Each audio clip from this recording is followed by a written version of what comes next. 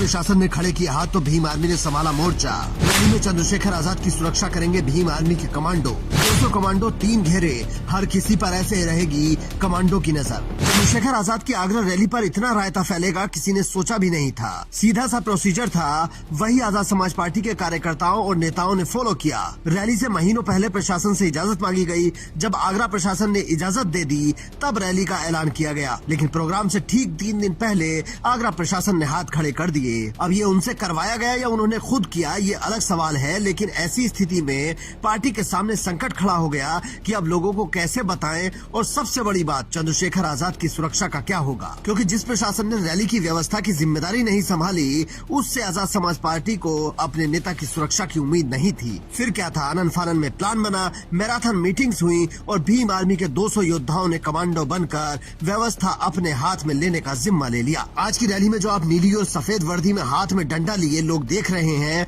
वो भीम आर्मी के लोग हैं जो अपने नेता की सुरक्षा में खड़े हैं। वैसे हर रैली में भीम आर्मी के कमांडो मौजूद रहते हैं, लेकिन इस बार चंद्रशेखर आजाद की सुरक्षा को लेकर सवाल था तो सारे कमांडो एकदम मुस्तैद नजर आए। आगरा के जीआईसी मैदान में उमड़ी भीड़ ने एक बार फिर साबित कर दिया कि चंद्रशेखर आजाद की लोकप्रियता किसी प्लान की मोहताज नहीं है। आज की तारीख में वो जहां खड़े हो जाएं, लाइन वहीं से शुरू हो जाती है। लेकिन फिर भी आजाद समाज पार्टी के नेता और चंद्रशेखर आजाद एक सवाल पूछ रहे हैं कि आखिर हमारे प्रोग्राम में ऐसी स्थिति क्यों बनती है।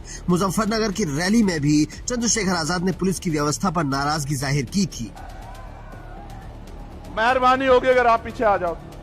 आपकी नौटंकियों की वजह से मुझे नुकसान हो रहा है।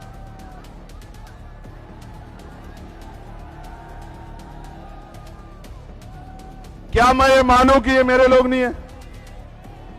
फिर क्या है ये? शांत रहो, अपनी अपनी जगह खड़े रहो। बहादुर हो ना? बहादुर हो या नहीं हो? टांगे कमजोर तो नहीं पड़ी है? अभी तो मैं घोषणा करूंगा, मेरे साथ लंबी लड़ाई लड़नी है, पैदल यात्रा करनी है, डटे रहो। और इस कैमरे वैमरे के चक्कर में नहीं पड़ेगा आप कोई, ठीक है? कान खोल के सुन लो मेरी बात को। लेकिन फिर भी बहुत कुछ नहीं बदला। हालात अभी भी वही हैं, बल्कि उससे भी ज्यादा बदतर हैं, क्योंकि चंद्रशेखर आजाद कह रहे हैं कि उनकी रैली को खराब करने के लिए साजिश हो रही है। करे षड्यंत्र करे, रोकने का प्रयास करे। मुझे उम्मीद है जब तक आपका हाथ मेरे साथ है कोई हम लोगों को कमजोर नहीं कर सकता, कोई इस आंदोलन को कमजोर नहीं कर सकता। आप सबके लिए मंगल कामनाएं।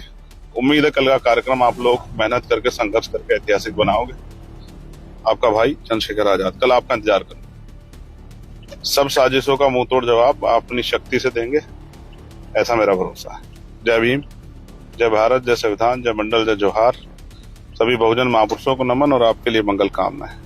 और जितने साथी मेहनत कर रहे हैं कोशिश। लेकिन सवाल ये है कि अगर ऐसा है तो वो कौन है जो उनके प्रोग्राम को खराब करना चाहता है और क्यों? क्योंकि चंद्रशेखर आजाद अपनी पार्टी के इकलौते सांसद हैं, उनका कोई विधायक नहीं है और ना ही कोई राज्यसभा सांसद है, तो अकेले सांसद से इतना डर क्यों है? क्या अखिलेश यादव से किसी को डर नहीं लगता?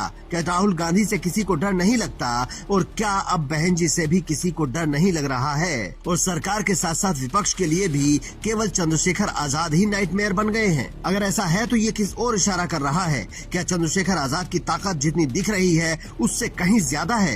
क्या रैलियों में आ रही भीड़ सत्ता और विपक्ष दोनों को डरा रही है? क्या नेताओं के रूप में टूटती शाखाएं राजनीतिक जड़ों को हिला रही हैं? इन सब सवालों का जवाब 2027 में सीटों के रूप में मिलेगा, लेकिन उससे पहले आप अपनी राय जरूर दे सकते हैं। तो देर किस बात की है? कमेंट बॉक्स में जाइए और बताइए कि क्या चंद्रशेखर आजाद को रोकने के लिए पर्दे के पीछे कोई काली कहानी लिखी जा रही है या फिर ये केवल एक राजनीतिक संयोग है। Bureau report, Indian news.